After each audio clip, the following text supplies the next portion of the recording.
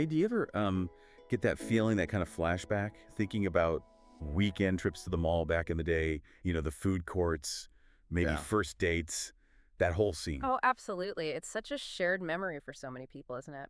And that's really what we're diving into today, that golden era of shopping malls, why they meant so much more than just, stores. Exactly. The title we're looking at, From Food Courts to First Kisses, Reliving the Golden Era of Shopping Malls, really nails it. It does. We've been looking into what made that time feel so special, and it seems clear these huge buildings became real social spots, like sanctuaries almost. Yeah, especially for teenagers, right? Those formative years. We really want to unpack why these places became such teenage meccas. Right. I mean, think about it. For a lot of young people, it was maybe the first taste of independence, a place to hang out with friends, away from family, maybe test out who you were, and yeah, navigate those awkward first romantic steps. Okay, so let's start at the beginning. You really can't talk about the modern mall without talking about Victor Gruen, the father of the mall. Hmm. What was his big idea initially? Was it just about shopping? Well, what's really fascinating is that Gruen wasn't just thinking commercially, not entirely. He was actually inspired by European Oh, piazzas. like the public squares in Italy or something. Exactly. Those central spots designed for people to gather, interact. He kind of envisioned the mall like that, a climate controlled space that would build community. And that vision really came to life with Southdale Center, right? Edina, Minnesota, 1956. That was the first fully enclosed climate-controlled one. That's the one. Yeah. It's kind of wild to think how revolutionary that must have felt then. We just take it for granted now. It really was a total game changer. Southdale basically set the blueprint for, well, decades of malls that followed. And that enclosed design, that was key. It created this whole self-contained world. Kept people inside longer. Right. Encouraged them to hang out, socialize, and yeah, eventually browse and shop too. And hang out. We did. I mean, Yeah. for tons of teenagers, the mall was the place, the absolute center of the universe. It wasn't just about buying the latest jeans or whatever was it. No, not at all. It was meeting friends, grabbing that classic greasy food court slice, Yeah. maybe trying to get the courage to talk to someone near the fountain. Totally. And if you think about like teen development, the mall offered this really important space. You had your own money, maybe from babysitting or a paper route. Right, that first bit of cash. Exactly. So you had some agency there. It was a place to, see and be seen, try on different personas maybe, and take those first steps in, like relationships. It really was central. And then innovators like James Rouse came along and pushed it even further, the festival marketplace idea. Yeah, Rouse shifted things again. He wasn't just about adding an arcade or a movie theater. His focus was more on curating the experience, mixing in unique local shops alongside the chains, Okay. and really thinking about how people move through the space, making it feel like you were exploring, discovering things. So less uniform. Kinda, yeah. Boston's Fennel Hall Marketplace is a really good example of that approach. It felt different. So it became less just a place to buy things and more Mm-hmm. a destination, an experience. Precisely. And you definitely saw that reflected in pop culture. Movies like uh, Fast Times at Ridgemont High Oh, yeah. or Clueless. The mall wasn't just scenery in those. It felt like another character. That's a great way to put it. Those films cemented the mall's image in everyone's mind. They showed it as this key part of being a teenager, figuring things out. Defining yourself. Yeah, or you learned what was cool, tried out different looks, kind of figured out who you wanted to be. It just visualized that whole stage of life. And it wasn't always just the usual department stores and chain clothing places, right? Yeah.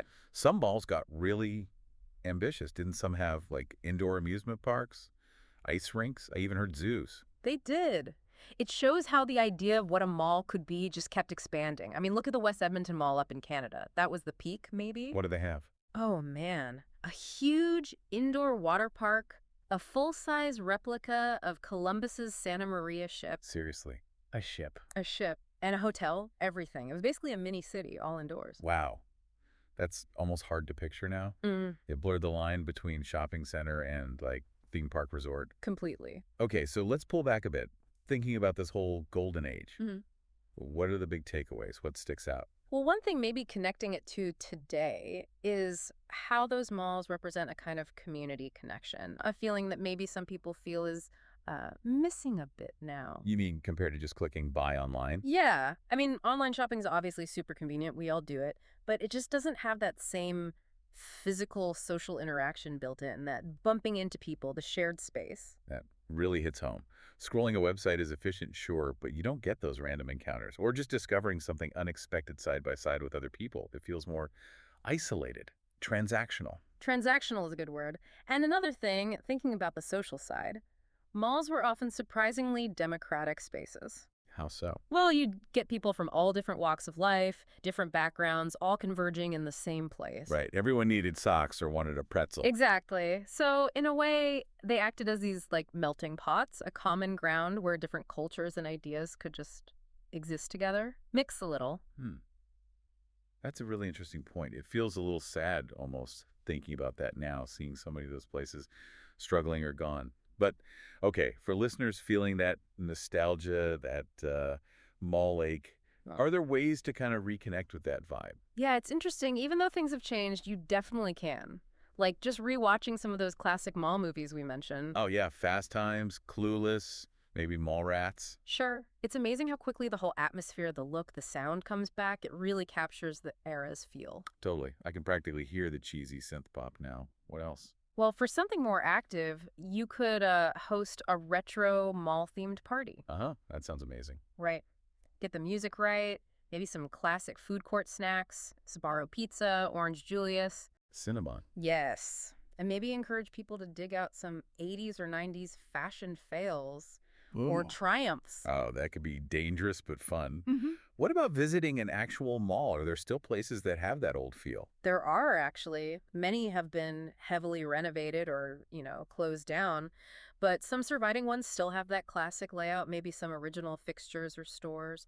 Walking through one can be like stepping into a time capsule almost. It's a real nostalgia trip. And I like this next idea too. It's simple but kind of powerful. Just sharing your own mall stories with friends, family, Yeah, absolutely. Everyone seems to have one. A funny one, an embarrassing one, a first date story. a memory tied to a specific store or place within the mall. Exactly. Just talking about them, reminiscing together is a Hmm. great way to bring that past back to life.